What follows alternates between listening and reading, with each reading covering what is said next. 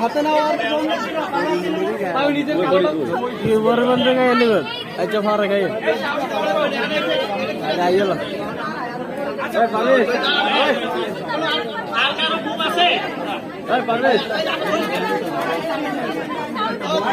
আচ্ছা নে ভাই সবাই আমার লাগে অপেক্ষা করতে হবে দেখেন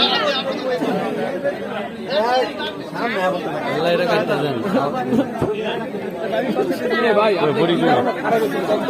আপনি